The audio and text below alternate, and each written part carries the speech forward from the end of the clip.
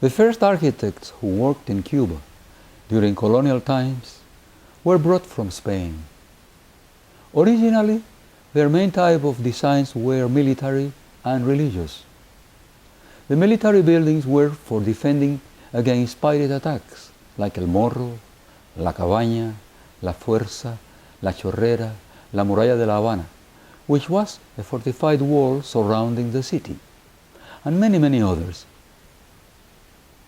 Religious buildings were plentiful, like the Havana Cathedral with its rich Baroque ornamentation, El Templete, where the first Mass in America took place, and many other buildings.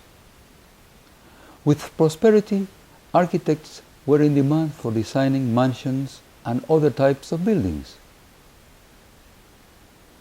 Stone and wood were the main materials used. The architectural styles used replicated the buildings in Spain. As time passed by, other European trends started being introduced in Cuba, such as Renaissance, Neoclassicism, Moorish, and others. The introduction of light cast ornamentation and colored glass contributed to the majestic looks of the facades of the buildings that are admired today. Structural steel and reinforced concrete brought to the world a new phase in architecture. The first skyscrapers, which were built in Chicago, New York, and other cities, were models for the advancement into the modern era in Cuba. The intervention in Cuba by the United States from 1898 to 1902, after the defeat of Spain in the Spanish-American War, brought to the island in a short period of time changes that had not been experienced during colonial times. American banks, investors, and construction companies with newer construction systems started arriving for the first time, as well as publications that brought new ideas.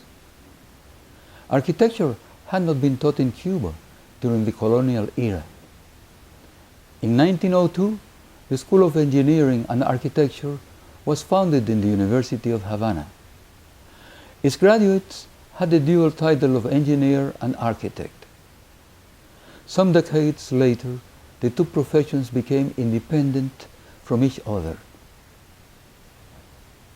Cuban architects that had studied abroad started to return to Havana with new design ideas. Art Nouveau arrived in Cuba around 1905, Art Deco around 1926. The architecture that was being done in Cuba at this time, especially in Havana, became very prominent worldwide. At a point in time, Havana was seen as the Rome of the Americas. By around 1950, the School of Architecture at the University of Santo Tomás de Villanueva was also founded.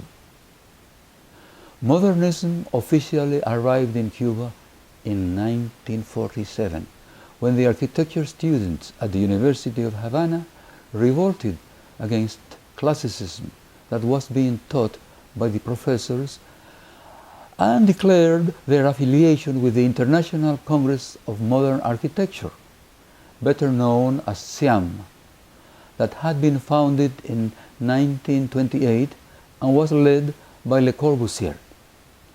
They also adopted the ideas of the Bauhaus movement, which was led by Walter Gropius.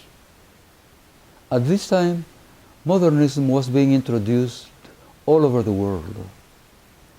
Now, simplicity, less ornamentation, the sincerity in the expression of the materials, and form follows function were seen as the utmost in architectural expression.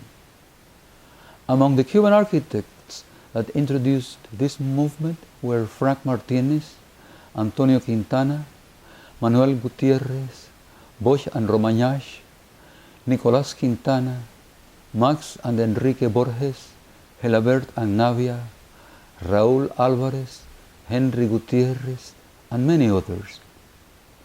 This century saw the visit to Havana of some world-renowned architects like Walter Gropius, Ludwig Mies van der Rohe, and Philip Johnson. Some of them designed very prominent buildings.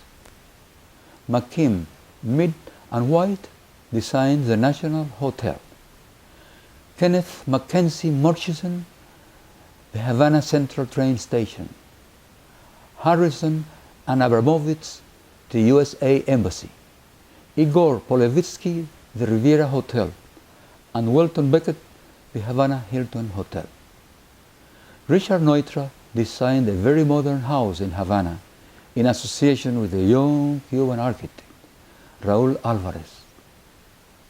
From then on, modernism became the only architectural style in Cuba with the most advanced construction techniques and materials in the world being used.